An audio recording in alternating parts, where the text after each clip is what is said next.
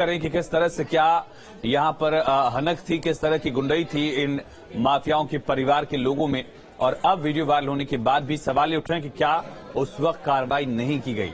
वहीं एक और बड़ी खबर है प्रयागराज से, उमेश वाल हत्याकांड से जुड़ी ये बड़ी खबर।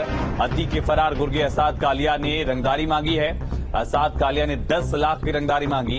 अतीक के फरार गुर्गे असाद ने वकील को धमकी दी है, गुंडा टैक्स देना होगा नहीं तो उमेशपाल की तरह मारेंगे। पीड़ित ने करेली थाने में तहरीर दी है। खुलदाबाद के हिम्मतगंज के निवासी हैं वकील रईस अहमद। करेली इलाके में वकील रईस अहमद का प्लॉट है और उसी को लेकर यहां 10 लाख की रंगदारी मांगी गई है, गुंडा टैक्स मांगा गया है। तो माफिया अतीक अहमद के खास गुर्गे असाद कालिया ने फिर से रंगदारी के लिए एक वकील को फोन पर धमकी दी है। इस मामले में मुकदमा दर्ज कराने के लिए पीड़ित वकील वकार अहमद ने करेली थाने में तहरीर दी है। पुलिस शिकायत की जांच कर रही है। हमारे संवाददाता ने वकील वकार से खास बातचीत की है।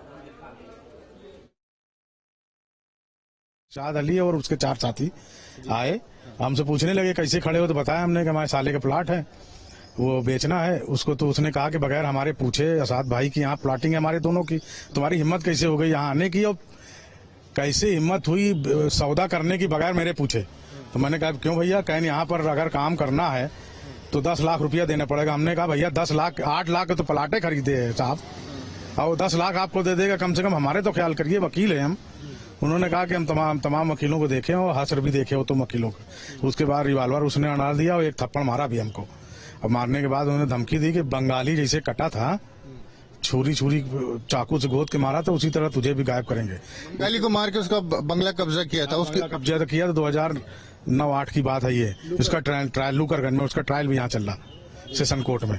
उसके बाद फिर इसने असाद से फोन कराया, असाद कालिया से बात कराया मेरी अपने फोन से।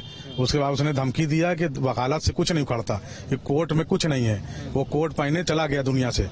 उमेशपाल की बात जी आप हम क्या कहें, आप समझ रहे हैं आप बात को। तो उसके बाद उसने कहा कि तुम्हारा भी निपटारा होगा, 10 लाख अगर नहीं दोगे तो यहाँ पे तुम जमीन को भूल जाइए। उसके बाद हमने डर गए, हम धमकी देते हुए लोग चले गए। फिर हमने 112 नंबर डायल किया, पुलिस फोर्स को भी इत्तला दी, दरखास्त दिया।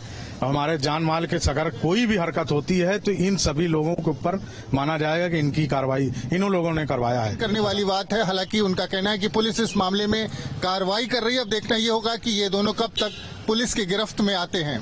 प्रयागराज से वीडियो जर्नलिस्ट विवेक श्रीवास्तव के साथ मानवेंद्र प्रताप सिंह, न्यूज स्टेट उत्तर प्रदेश।